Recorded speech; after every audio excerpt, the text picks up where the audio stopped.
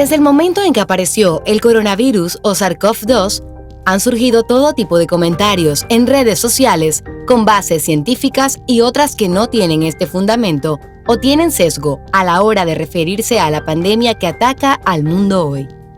El tema se agravó cuando se empezaron a divulgar los trabajos de investigación científica para la generación de vacunas que pudieran frenar la propagación del COVID-19. En nuestro país, desde enero del presente año, se eligieron del portafolio 2 de las variadas vacunas que existen.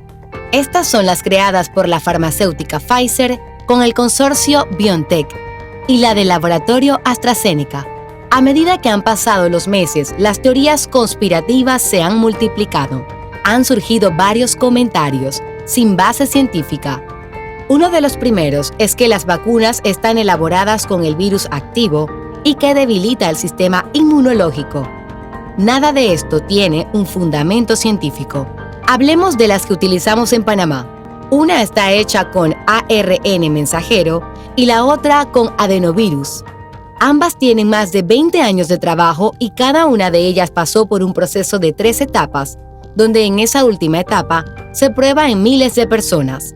Una de las tesis que esgrimen los antivacunas es que las vacunas están hechas con una sustancia conocida como timerosal, un etílico de mercurio. Otro argumento que no tiene sustento científico. Otra teoría conspirativa es que la vacuna magnetiza el cuerpo. Le decimos que nuestro cuerpo tiene varias capas de piel con grasa, que nuestro cuerpo contiene corrientes eléctricas que son propias de nuestro organismo. Sin embargo, si usted se coloca talco o polvo, se dará cuenta que el magnetismo deja de tener ese efecto. Es falso que las vacunas contengan tejido pulmonar de feto o contengan un microchip para controlar su vida o su ADN. Entonces, lo importante es que usted despeje sus dudas o incertidumbres con personas que conocen científicamente las respuestas que usted necesita. Lo real es que la tercera ola de COVID-19 y sus contagios tiene rostro joven y las personas que se han contagiado en Panamá son aquellas no vacunadas.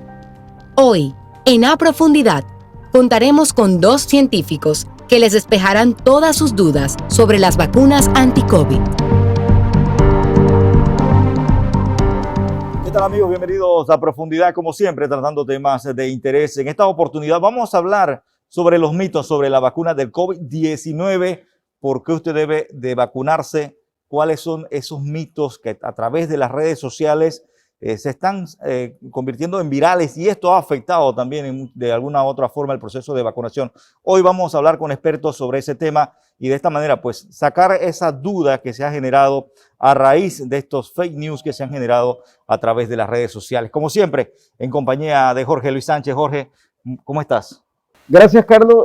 Sí, hoy tenemos un tema interesante porque vamos a hablar de las verdades no voy a decir mentiras, verdades y mitos sobre la vacuna COVID-19 en general. En el mundo se ha desarrollado desde que comenzó la primera aparición de las vacunas anti-COVID, un movimiento antivacuna que ya existe en el mundo, principalmente en Europa y Estados Unidos. Hoy tenemos con nosotros al doctor Javier Nieto Guevara. Él es infectólogo, especialista en enfermedades infecciosas y experto en vacunas, y al doctor Alexander Martínez, que es del Instituto Gorga. La primera pregunta se la dirijo al señor Martínez. Señor Martínez, uno de los grandes mitos que hay ahorita mismo, o de las verdades no científicas, es que cuando uno se coloca la vacuna COVID-19, ya sea la Pfizer o la AstraZeneca, como es el caso de Panamá, las personas generan un magnetismo en su brazo, se colocan tenedores, se colocan centavos, se colocan hasta celulares. ¿A qué se debe esto científicamente para que la población tenga claro ese concepto? Bueno, Jorge Luis, en realidad eso no tiene un asidero científico. Las vacunas y los componentes con los que están hechos no tienen ni un rastro de metal o alguna sustancia que pueda inducir algún tipo de magnetismo. Generalmente, si uno ve esos videos y cuando estas cosas suceden, las personas pueden tener algo de sudor, pueden tener algo que hagan que esa partícula, ese metal, si usted se pone un metal sobre su piel y usted está sudado, el metal va a quedar de cierta forma pegado. Y eso puede suceder y puede ser una de las explicaciones científicas de ese fenómeno, pero nada tiene que ver con la vacuna. En realidad, la formulación de las vacunas que nosotros se nos está poniendo aquí en el país, ya sea la AstraZeneca o la Pfizer, está compuesto por una serie de componentes que han sido probados en muchísimas vacunas anteriormente, y ninguno de estos componentes tiene algún tipo de magnetismo que pueda dar una explicación de que esto sucede. Doctor Javier Nieto, usted ha estado al frente sobre este proceso de investigación desde los inicios de los estudios en nuestro país a nivel internacional, cuando ya se empezaba a buscar una solución o una vacuna para poder controlar esta pandemia. Está el otro mito del tema del chip. Muchos me señalan que dentro de la vacuna viene un chip que nos va a controlar todo, que realmente, pues, inclusive señalan que es una farsa el tema del COVID-19 para poder implementar esta vacuna que contenga este chip que realmente consideran que nos van a investigar la vida completa y todos nuestros movimientos.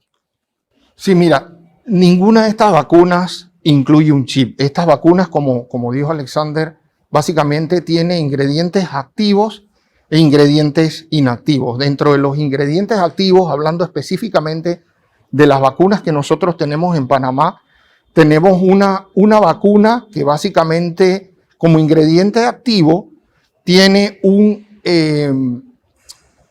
instrucción genética que se le conoce como el ARN mensajero, que no es más que una instrucción para codificar o darle básicamente una instrucción al sistema inmune de que genere anticuerpos contra una proteína que está en el virus, que se le conoce como la espícula. Es la proteína que el virus utiliza para entrar a la célula. Y la otra vacuna incluye como ingrediente activo básicamente un adenovirus, que es un virus, en este caso es un virus del chimpancé, es un virus que está debilitado, y en ese virus de adenovirus se ha incluido una instrucción genética también para que el sistema inmune genere anticuerpos contra la espícula del virus.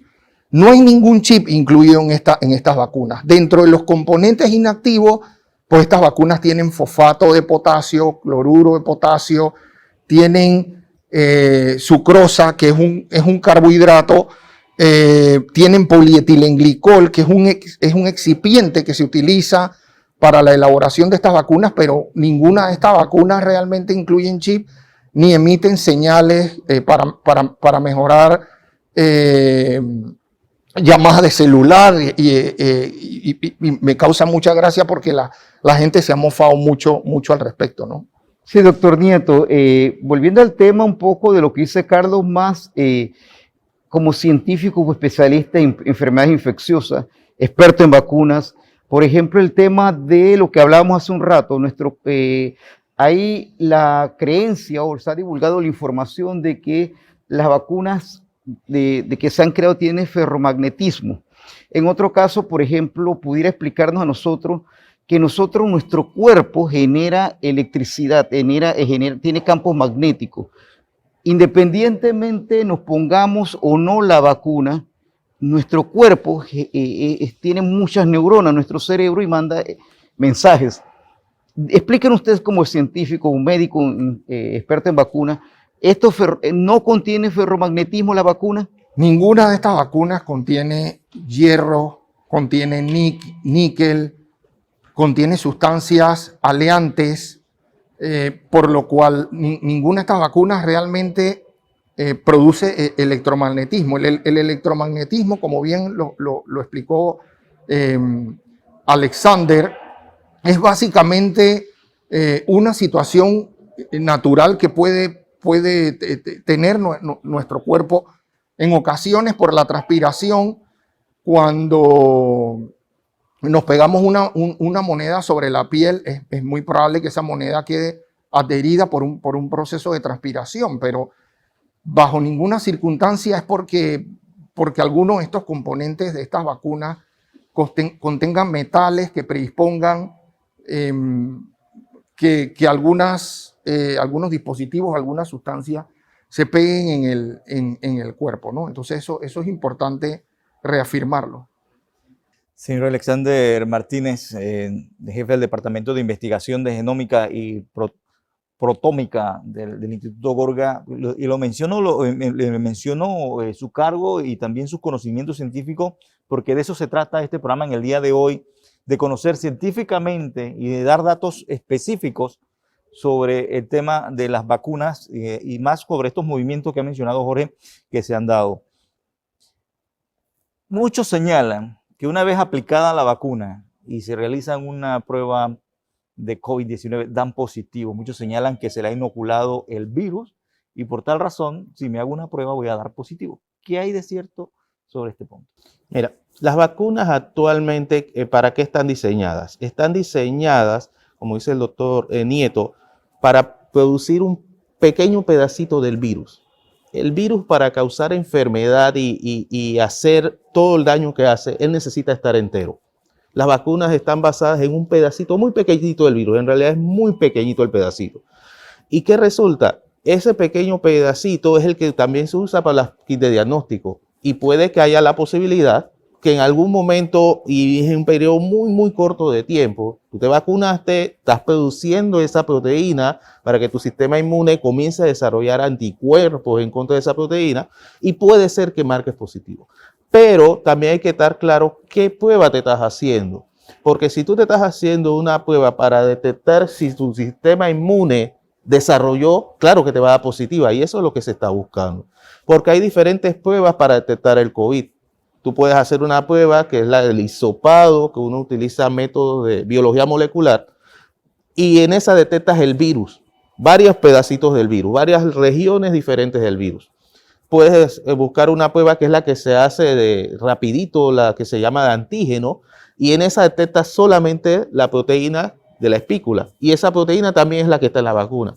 O puedes realizarte una prueba para detectar anticuerpos, IgG, anticuerpos IgG, anticuerpos IgM. Esos anticuerpos son los que nosotros esperamos que se detecten cuando una persona se está infectando o cuando una persona está vacunada. Entonces, quizás la confusión sea porque vas a un laboratorio, pides una prueba de COVID, se te hace, por ejemplo, una prueba de anticuerpo y te marca positiva y dirás, ok, pero si yo me vacuné porque lo tengo. Eso es lo que se espera.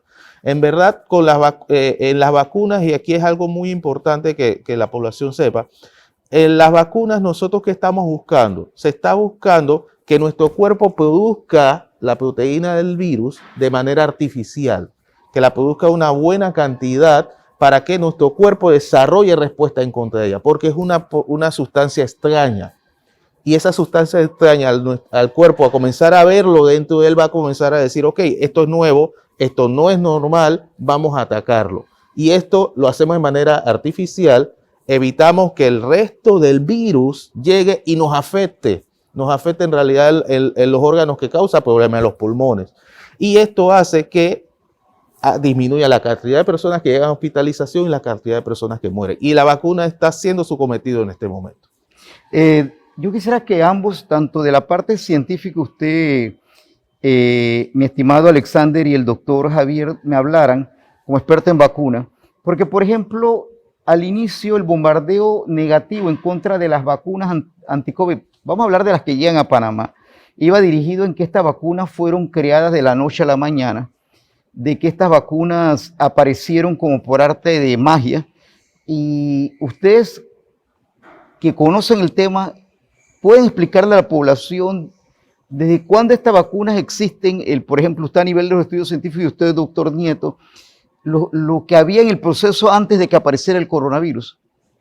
Sí, mira, estas vacunas o la técnica de desarrollo de RNA mensajero no es una técnica nueva, es una técnica que se había estado desarrollando hace más de 20 años. De hecho, hay estudios de desarrollo clínico de vacunas contra la influenza, de vacunas contra el virus de la inmunodeficiencia humana y de vacunas contra la rabia, que básicamente se estaban evaluando o desarrollando con base en la técnica del RNA mensajero. El otro aspecto es que muchas de estas plataformas, particularmente de la plataforma del adenovirus, era una plataforma que de hecho se había estado desarrollando con base en la circulación de virus pandémicos que habían estado circulando en el año 2003 y en el año 2012. En el año 2003 con el SARS y en el año 2012 con el MERS. Lo que pasa es que estos virus que circularon básicamente en el medio oeste y en el suroeste asiático, estos virus realmente no transgredieron otros continentes y desaparecieron. Entonces, las plataformas de desarrollo de estas vacunas quedaron como estancadas porque realmente no hubo oportunidad a desarrollar estas vacunas en grandes escalas. Entonces, Probarlas, por ejemplo.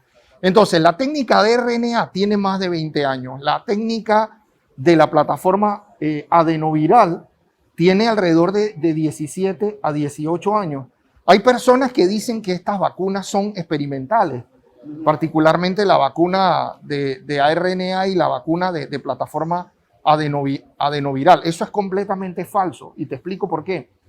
Porque estas vacunas pasaron por un proceso de desarrollo clínico típico de uso autorizado o aprobación de una molécula.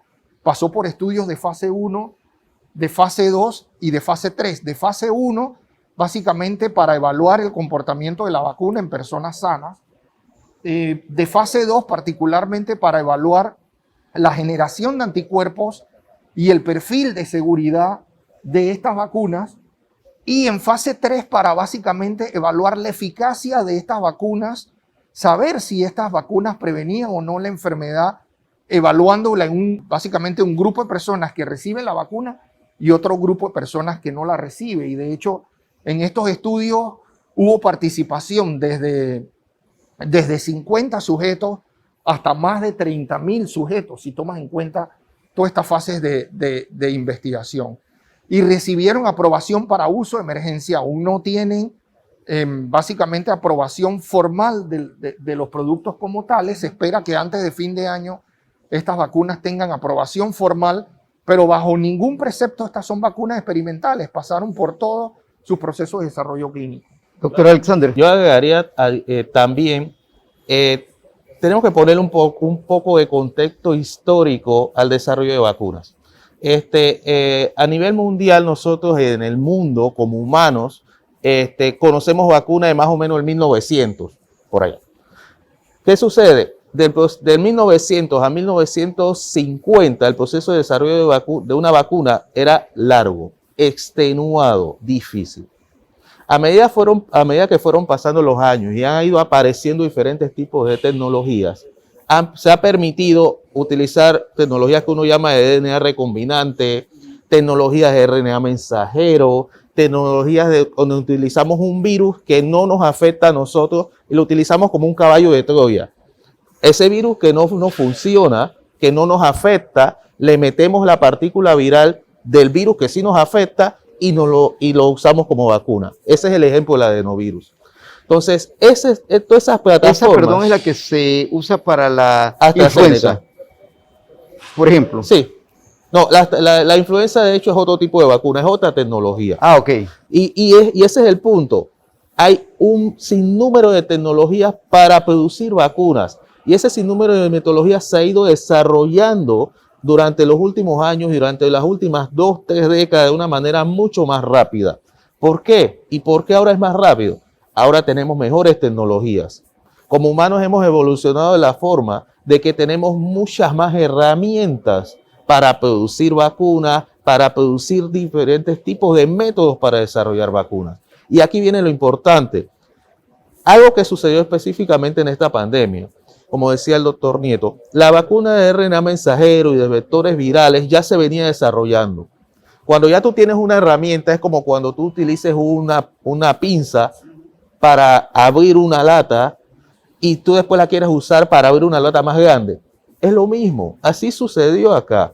Ya estas metodologías estaban andando y al 6 de enero, cuando se tuvo el genoma completo del virus, del coronavirus, ya todas estas laboratorios de investigación que venían desarrollando estos métodos para otros organismos, lo adaptaron a este nuevo organismo.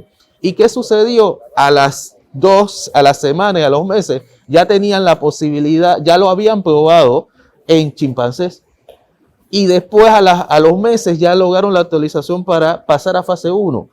¿Y qué ha sucedido con este virus también? Como estamos hablando de una pandemia, hay mucha gente infectada. Hay veces que el proceso de desarrollo de una vacuna se demora porque tú no tienes personas que se infectan.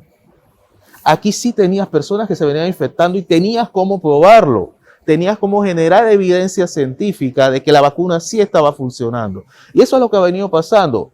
Generalmente todas estas fases toman tiempo porque toma tiempo conseguir la cantidad de personas para confirmar que lo que estás viendo es cierto. Y aquí lo hemos visto de manera muy rápida y todo esto siguiendo todos los preceptos científicos y las escaleritas de desarrollo de una vacuna como si fuera para una vacuna ya existente, influenza o de otro organismo. Doctor Nieto, Panamá cuenta actualmente de esa plataforma, de ese portafolio amplio de vacunas que se dio con 2 específicamente en este momento, que es la AstraZeneca y la Pfizer. Todavía la población mantiene esa duda de que si me pongo AstraZeneca voy a esperar la Pfizer. Sí nos gustaría hacer esas comparaciones de variantes que tienen una vacuna con la otra. Una tiene un porcentaje más alto que la otra, pero científicamente se ha demostrado que ambas son muy buenas para el objetivo que se ha creado, que es evitar la mortalidad o que aumente el número de muertes por COVID. Mira, la mejor vacuna es la que te pongas en el brazo. Eso es tal vez lo más importante y tenemos que partir de ese precepto. ¿Cómo nosotros evaluamos las vacunas en una forma práctica? Las vacunas pueden evaluarse en función de la eficacia de la vacuna. ¿Qué es la eficacia? Es el comportamiento de la vacuna dentro de los ensayos clínicos, dentro de los estudios donde la vacuna fue evaluada. Y en ese contexto, uno puede evaluar la eficacia de la vacuna sobre las infecciones sintomáticas o los contagios. Puedes evaluarla sobre la enfermedad grave u hospitalizaciones o puedes evaluarla sobre las muertes. Sobre esos 3 parámetros tú podrías evaluar estas vacunas.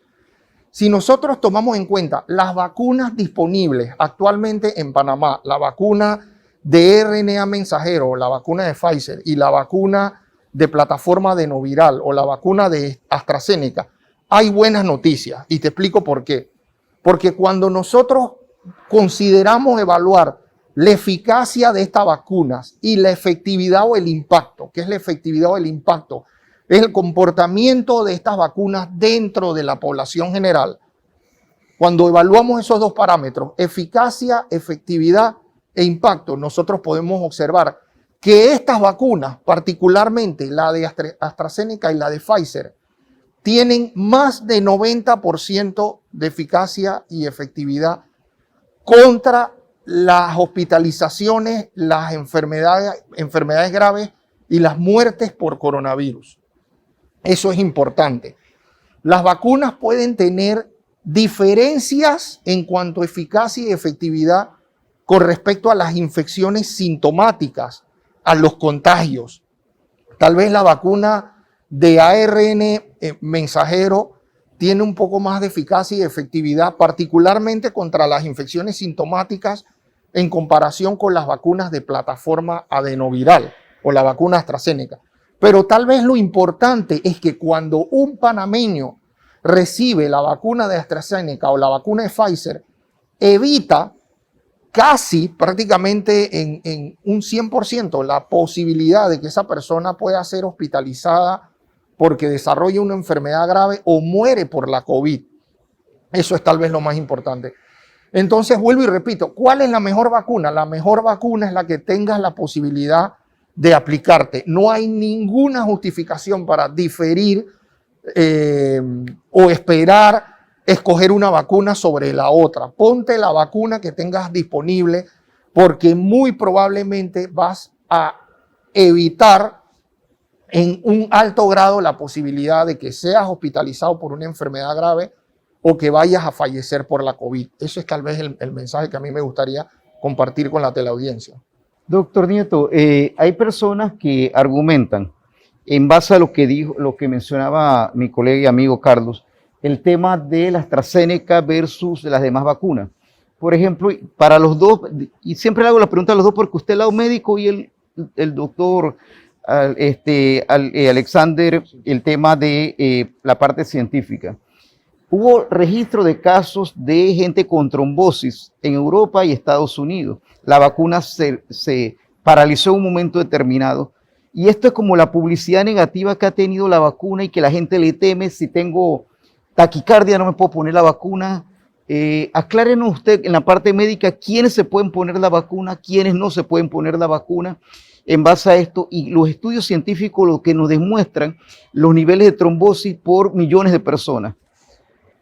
Sí, mira, como bien has mencionado, la vacuna de plataforma adenoviral, la vacuna AstraZeneca, se ha asociado a lo que se conoce como episodios o eventos tromboembólicos. De hecho, esos eventos tromboembólicos pudieron ser observados particularmente en mujeres de más de 50 años. De hecho, en las mujeres de más de 50 años se podían reportar alrededor de 7 casos por millón de personas que recibían la vacuna, mientras que en menores de 50 años la probabilidad de desarrollar tromboembolismo era de una persona por cada millón de dosis administradas. Ahora, el ver el vaso medio vacío es circunscribir el evento adverso de la vacuna.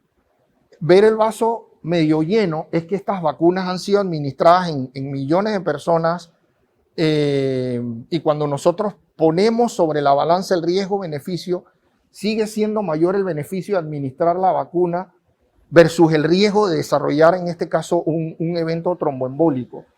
Cada una de estas vacunas de alguna u otra forma ha podido ser asociada a eventos tromboembólicos. Por ejemplo, las vacunas de RNA recientemente han sido asociadas a desarrollo de miocarditis viral, particularmente en hombres en edad entre los 19 y 30 años, al menos entre 5 a 2 semanas después de haber recibido la segunda dosis. Pero la realidad es que estos eventos de miocarditis son leves, no requieren hospitalización, realmente no son mortales y las autoridades regulatorias, el Comité Asesor de Prácticas de Inmunizaciones, las autoridades regulatorias en Israel y en el Reino Unido han manifestado que sigue habiendo beneficios en la administración de las vacunas versus el riesgo de desarrollar este evento que es sumamente raro, que es la miocarditis, ¿no?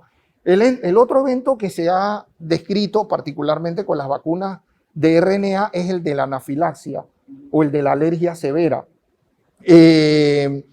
Y básicamente, con base en estos eventos, es que para todas las vacunas, particularmente las que se aplican aquí en Panamá, se recomienda que las personas que reciban la vacuna se queden entre 15 a 30 minutos bajo monitorización médica para estar realmente seguros de que esta persona no va a desarrollar ningún evento adverso.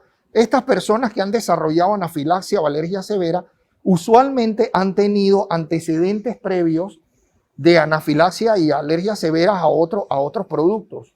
A eso, doctor, yo quería, y perdón, el doctor Alexander, preguntarle, por ejemplo, usted habla de la miocarditis, por ejemplo, una persona que desarrolla esto, ¿pudiera ser algo congénito que tenía, algo genético que pudiera simplemente haber desarrollado con la vacuna esto? Bueno, no está muy claro el desarrollo de la miocarditis en personas a las que se le administra la vacuna de RNA, pero el virus SARS-CoV-2 como tal puede producir miocarditis. Claro, porque viral, inflama el tejido. Inflama el tejido, e igual hay algunos otros virus, y de hecho Alexander maneja mucho de estos virus en el instituto, como los enterovirus, que también se han podido desarrollar se han podido asociar a miocarditis viral. Entonces, este no es un evento nuevo, no es un evento que no se conozca, pero tal vez lo más importante es poner en perspectiva de que estos son eventos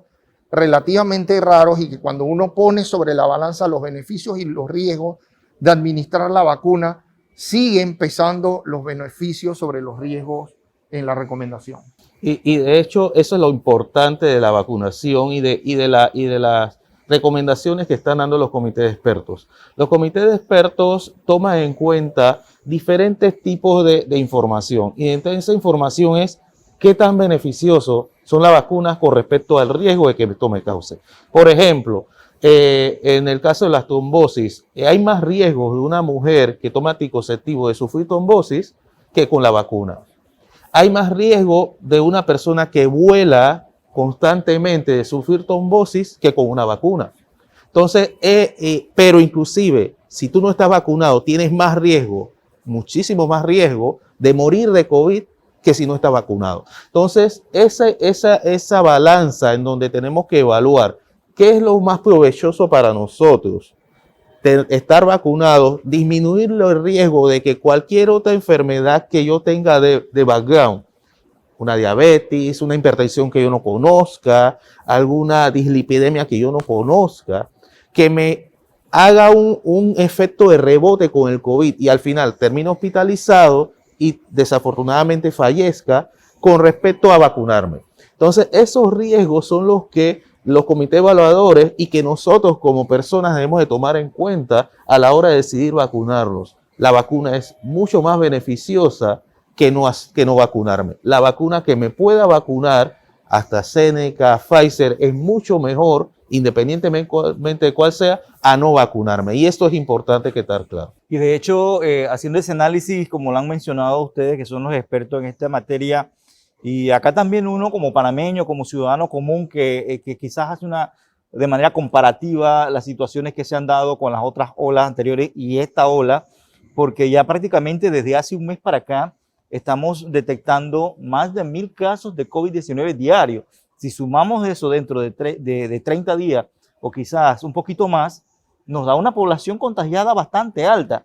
Pero si vamos a los hospitales, vamos a UCI, vamos a hospitalización, prácticamente ha disminuido, porque haciendo un análisis sobre la segunda ola, cuando se registraban casos similares a los actuales, ya a esta altura estaban armando las toldas hospitales para poder atender, porque los hospitales estaban ya en su máxima capacidad. Panamá actualmente ha aplicado más de 2 millones de dosis.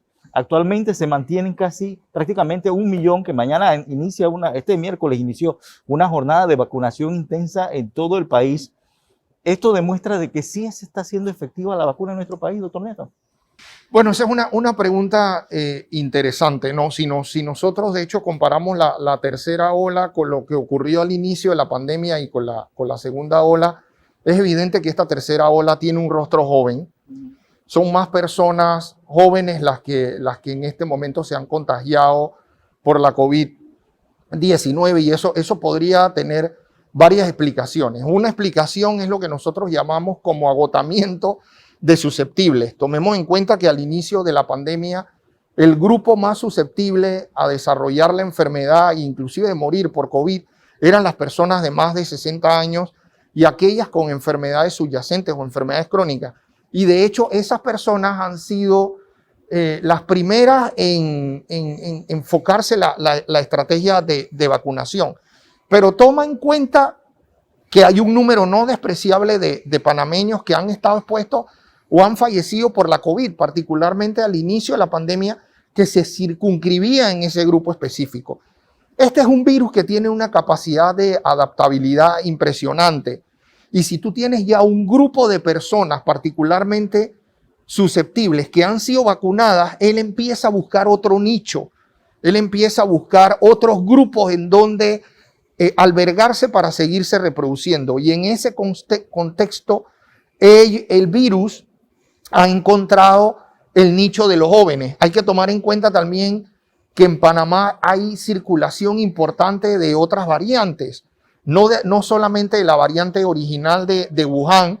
Tal vez Alexander se podría referir más al respecto, pero en Panamá circula la variante británica o la variante alfa, la variante P1 o brasileña y también circula la variante lambda o la variante andina en diferentes corregimientos, en diferentes regiones del país, y estas variantes también tienen una predisposición a contagiar o afectar a gente joven.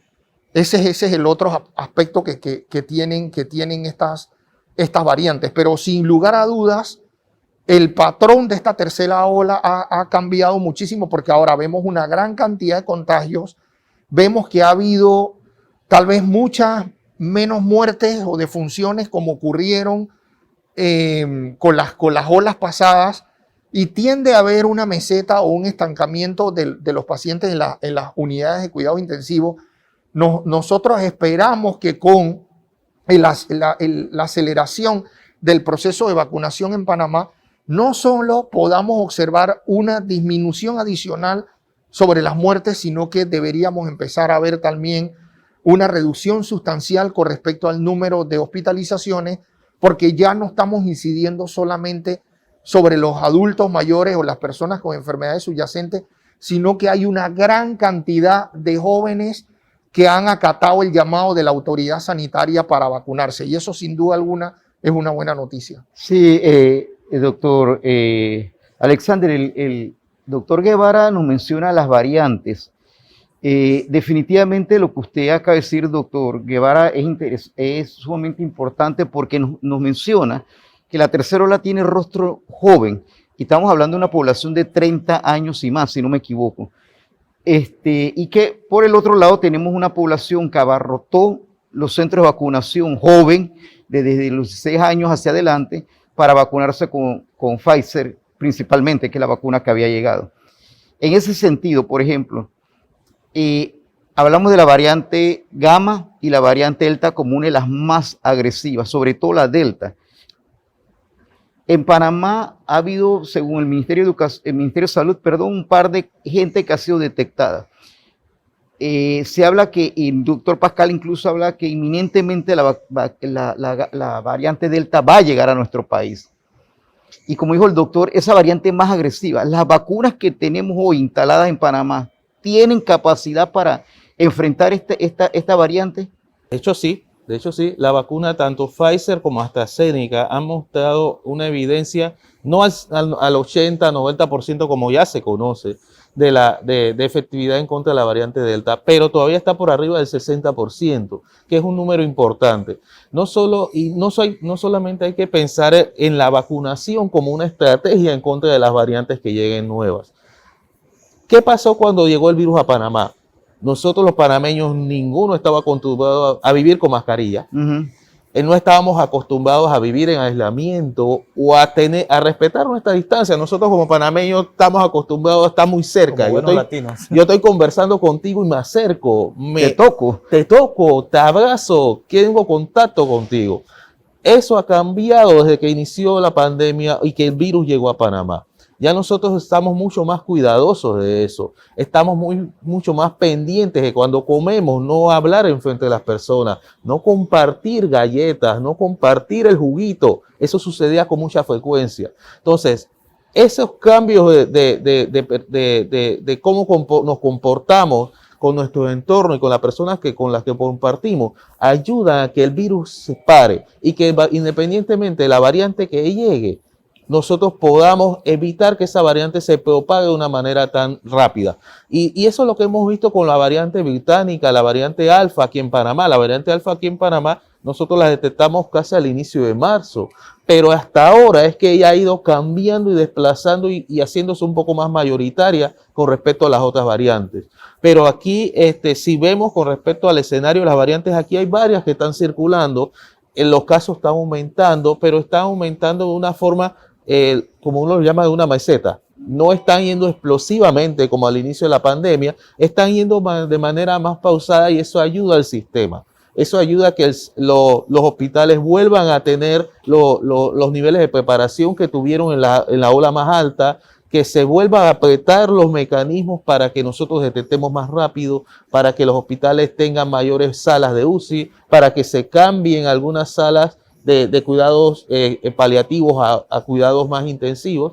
Y eso, al final, eso sucede y está pasando porque estamos más preparados. Tal vez dos mensajes me gustaría compartir con la teleaudiencia, ¿no? El primer mensaje es que hay una buena noticia, es que las vacunas actualmente disponibles tienen una eficacia de más del 90% contra la enfermedad grave de cualquier variante.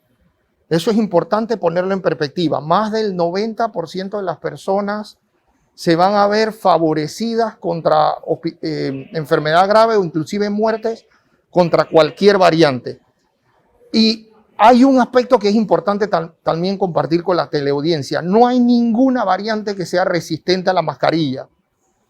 Y mientras haya circulación de variantes, aún estando vacunado, aún no alcanzándose la inmunidad colectiva, es importante mantener la mascarilla, particularmente en espacios cerrados, en espacios pobremente ventilados. Entonces, la mascarilla vino para quedarse. La mascarilla, de hecho, es un complemento a la vacuna y vamos a necesitar usar la mascarilla hasta tanto no alcancemos la inmunidad colectiva y no logremos de alguna u otra forma también aplacar la circulación de estas variantes. Doctor Nieto, usted como pediatra ya hizo un análisis mayormente del comportamiento del virus, que en este momento está atacando ya una edad productiva donde se encuentra prácticamente la mayoría de la población. ¿Qué pasa con los niños? ¿Qué tipo de variación se ha dado desde el inicio de la pandemia y los niños, los infantes, que hasta el momento, a pesar de que están las investigaciones, no hay una vacuna para ellos? Bueno, las vacunas actualmente disponibles han demostrado una eficacia del 100%, particularmente en la población de 12 a 15 años. Y eso es lo que ha llevado a las autoridades regulatorias de la Agencia Europea de Medicamentos y la Administración de Alimentos y Drogas a autorizar para uso de emergencia estas vacunas, particularmente en los grupos pediátricos. Bueno, los niños realmente tienen menos posibilidad de desarrollar una enfermedad grave por la COVID. De hecho, la letalidad en este grupo específico es de menos del 1%. Sin embargo, los niños en algunos casos podrían desarrollar un cuadro clínico severo que se conoce como síndrome inflamatorio multisistémico asociado a la COVID, que usualmente se da 3 semanas después de la infección aguda y que podría predisponer que un porcentaje de estos niños, entre 1 y 2%, ingresen a las unidades de terapia intensiva. Pero ¿por qué es necesario vacunar niños? Tal vez esa es una pregunta que se haga a la teleaudiencia. Si decimos que el niño realmente tiene menos riesgo de morir o de ser hospitalizado por la COVID. Bueno, porque la única forma de que nosotros podamos pensar en eliminar este virus y potencialmente erradicar este virus es que nosotros logremos vacunar a la mayor cantidad de grupos de edad. Mientras haya grupos susceptibles, este es un virus que va a seguir conviviendo con nosotros y por tanto vacunar niños también se hace una prioridad. Es muy probable que para finales de este año nosotros tengamos ya resultados de fase 3 de algunos estudios que se están llevando a cabo, particularmente por Pfizer y por Moderna, en grupos de edad entre los 5 años y los 11 años. Y para la primera mitad del próximo año es muy probable que tengamos datos en niños de 6 meses a 5 años. Entonces, tal vez para el 2023 ya nosotros tengamos vacunas para cubrir inclusive grupos de edad desde los 6 meses. Con respecto el doctor Nieto acaba de decir una palabra interesante y que nos crea esperanza: erradicar. Hay esperanza de que se erradique el virus. Y como el doctor Nieto dice, hay que tratar de vacunar a la mayor cantidad de personas. La experiencia de nuestra humanidad para erradicar un virus es vacunar a las personas desde lo más temprano posible. El polio lo vacunamos a los niños muy chiquititos. ¿Y qué ha hecho? Que nosotros en Panamá no tengamos polio. En el mundo hay polios en lugares donde la vacunación no es tan completa. Entonces, eso nos da esperanza. Podemos, y hay esperanza que la ciencia, que las vacunas nos ayudan a erradicar el virus. Y eso va a ir sucediendo a medida que los estudios de fase 3 en estos grupos de población específica, en estos grupos que no se hacen al principio porque son más Oye, nadie quiere que utilices a tu baby y hagas experimentos. Son más normados, llevan más tiempo de poder conseguirlo. Pero a medida que ya tengamos estas aprobaciones y que se puedan incluir estos grupos de población, allí vamos a ver la esperanza y vamos a comenzar a ver este término bonito a nivel científico de erradicar este virus. Alexander, la pregunta iba dirigido un poco a ese mismo tema de erradicar el tema o tratar de tener la población de rebaño, pero en el mundo se habla de que hay un 20% de población que no va a acudir a la vacunación. Ese porcentaje, ¿usted lo han estudiado aquí en Panamá, que pudiera ser el mismo grupo de gente que no va a vacunarse nunca? Bueno, ¿qué sucede con los grupos de población? Hay personas que no se vacunan porque no están totalmente informados. Y yo creo que ahí es donde tenemos que ir. A medida que haya más información, de que se les conteste más las preguntas, que las personas tengan la posibilidad de ir a un lugar y preguntar de manera abierta, mira, yo no me vacuno porque yo tengo miedo que me pase esto. Y que alguien te diga, mira, ese miedo que tú tienes no es real. Ese miedo que tú tienes no va a pasar. La vacunación es buena. Ven y vacúnate. A medida de que nosotros logremos que ese 20%, que posiblemente también es aquí en Panamá, se reduzca, vamos a lograr que la vacunación de rebaño sea buena, que la lleguemos de manera rápida, porque también eso es importante, llegarlo rápido, y que se reduzca la cantidad de personas que tienen este miedo. Aquí lo importante es información clara y información basada en evidencia, para que las personas que tienen dudas, que todos tenemos el derecho a tener dudas, se les pueda contestar. Doctor Guevara, una pregunta rápida, usted que es experto en vacunas. Ya estamos casi finalizando. Hay quienes aseguran las teorías conspirativas, y me baso en teorías conspirativas para que ustedes den el análisis científico correcto. Hablan de que los que nos vacunamos ya tenemos un promedio de vida. Eso también es parte de todas las teorías que bombardean se hablan de que 12 personas controlan en el mundo estas conspiraciones de antivacunas. Bueno, mira, de hecho te podría compartir que la COVID ha reducido la expectativa de vida en 1.5 años en los Estados Unidos de América. Eso no se veía desde el año 1943, prácticamente después de la Segunda Guerra Mundial en los Estados Unidos. Entonces, si hay algo que realmente disminuye la expectativa de vida, es la COVID. Y por eso es importante vacunar, y por eso es importante mejorar el acceso de las vacunas en los países pobres, porque desafortunadamente los países desarrollados son los que han prácticamente vacunado a más del 50% de su población con al menos 2 dosis, pero desafortunadamente el proceso de vacunación en los países con recursos económicos limitados no supera el 12% con las pautas de 2 dosis. En Latinoamérica, 1 de cada 6 habitantes ha completado la pauta de vacunación. Hay países como Colombia, Argentina, México, Panamá, que el 30% de su población ha recibido al menos de una dosis, pero tienes países como Guatemala, Honduras, Nicaragua y Venezuela que no tienen ni al 3% de su población vacunada. Entonces hay una inequidad. No hablemos de los países africanos. Ni hablemos de los países africanos, con base en el acceso a la vacuna. Mientras hay inequidad con base en el acceso a la vacuna, mientras hay emergencia de variantes, mientras haya grupos antivacunas, mientras haya personas que no quieran vacunarse, se van a convertir, son una maquinaria en la generación de variantes. Y mientras eso ocurra, la palabra eliminación o erradicación va a estar más lejos de lo que nosotros creemos de poder cantar victoria contra este virus. Bien, como hemos mencionado, se nos agota el tiempo y usted ha tocado un punto muy específico. Estos países, quizás la población está deseosa de vacunarse y no cuentan con la vacuna. Nuestro país ya tiene la vacuna, cuentan con los recursos, cuentan con una estrategia ya planificada. Solamente queda de nosotros y de manera gratuita aplicarnos la vacuna. Sus conclusiones, doctor Alexander Martínez. Bueno, en Panamá somos afortunados. Tenemos una cantidad enorme de dosis de vacunas, como no lo cuentan otros países de la región. Aprovechémosla. La vacuna realmente en este momento es la única forma en que nosotros podemos retornar a la normalidad que nosotros conocíamos pre-pandemia.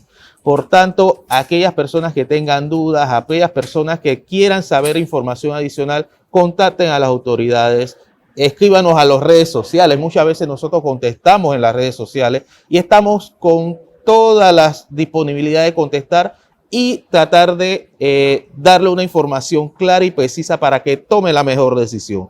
Aquí en Panamá las vacunas no son obligatorias, pero todos queremos, todos esperamos que cada una de las personas que quiera ponga su brazo y nos ayude a lograr esta inmunidad colectiva que todos queremos para que comencemos a reducir en realidad las medidas de contención y podamos controlar el virus en nuestro país. Doctor Nieto, sus conclusiones y sobre todo ese mensaje a la población que acude a vacunarse. Mire, la mejor vacuna es la que te pongas en el brazo. Las vacunas tienen un perfil de seguridad aceptable. Las vacunas no son experimentales. Las vacunas han demostrado tener una eficacia, una efectividad y un impacto sustancial sobre las infecciones sintomáticas, la enfermedad grave y las muertes por la COVID. Después del agua potable, las vacunas han sido la estrategia en salud pública más efectiva y de mayor impacto en la reducción de las enfermedades. Y sobre todo debemos sentirnos orgullosos que este país ha hecho una inversión de más de 100 millones de dólares en adquirir vacunas para toda su población. No hay ninguna justificación para que dejes de ir a un centro de salud a recibir tu vacuna. Entonces no desaprovechemos esa oportunidad, porque la única forma de que los panameños podamos ver la luz al final del túnel, acabar con esta pesadilla o regresar a la normalidad que teníamos antes de marzo del 2020 es que tú te pongas esa vacuna en el brazo. Jorge, tus conclusiones. Mira, yo quería decirles algo importante. En el año 1520, cuando llegaron los españoles a al continente nuestro, habían en Tenochtitlán 50.000 personas. Con la aparición de la viruela, desapareció gran parte de esa población. Un par de años después, de 22 millones de mexicanos que había, o población originaria que había, solamente quedaban 14 millones. En 1580 solamente quedaban 2 millones de personas producto de la viruela, el sarampión, las gripes que trajeron desde Europa. Entonces, señores, lo que creo que la población de esa época no tenía la oportunidad de tener las vacunas que tenemos hoy día. Definitivamente lo que ha dicho el doctor Alexander y el doctor Nieto es importantísimo. Si nosotros no nos hubiéramos vacunado contra la poliomielitis, habrían personas con discapacidad como los tenían para caminar, con una pierna que le flaquea constantemente. Y igualmente, lastimosamente, desde 2011, doctores, han aparecido brotes de sarampión, una enfermedad que había sido casi completamente erradicada. ¿Por qué? Porque hay gente conspirativa que tratan de crear el caos en la sociedad.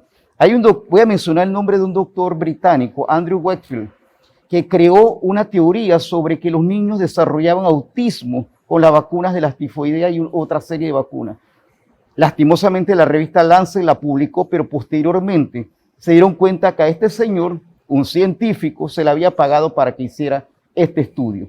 Entonces, señores, yo creo que es importante que nosotros, como dijo el doctor Alexander, el doctor Guevara, leamos, busquemos a las personas correctas. Es falso que estas vacunas se toman de extracto del pulmón de un feto. Eso es totalmente falso. Si usted quiere, póngase polvo en el brazo, se va a dar cuenta que tan pronto se pone polvo, como decía el doctor Alexander y el doctor Guevara, se da cuenta que ese magnetismo que tenemos en el cuerpo desaparece. Así que vacúnese, haga caso, porque hay vi ayer que mi colega Álvaro Alvarado subió algo importante y una campaña de Chile. Si los adultos nos vacunamos, los niños pueden retornar a las escuelas. Así que hasta ahí lo dejo. Bien, muchas gracias por estar con nosotros en el día de hoy, explicando, dando a conocer a la población. Es una decisión de cada uno aplicarse o no la vacuna, pero queremos que usted lo haga de una manera científica. Cuando usted diga, no me la voy a poner, al menos diga un porqué que sea creíble, no dejarse llevar porque yo leí, porque me dijeron. Estos son datos científicos, todo se maneja de manera científica, así que lo más importante es que todos nos vacunemos y de esta manera podemos estar más próximos a la normalidad que estamos acostumbrados. Queremos agradecer a Soho City Center por facilitarnos sus instalaciones para poder grabar este programa del día de hoy, estar con ustedes prácticamente y permitirnos entrar a sus hogares y compartir información muy importante, mayormente sobre el tema de la vacunación. El gobierno nacional ha iniciado esta semana, creo que es el programa de vacunación más grande que hemos tenido desde el inicio de la pandemia. Así que usted acuda con todas las medidas de bioseguridad a aplicarse su vacuna y de esta manera también está contribuyendo para que hagamos la lucha contra esta pandemia. Lo esperamos en el próximo programa.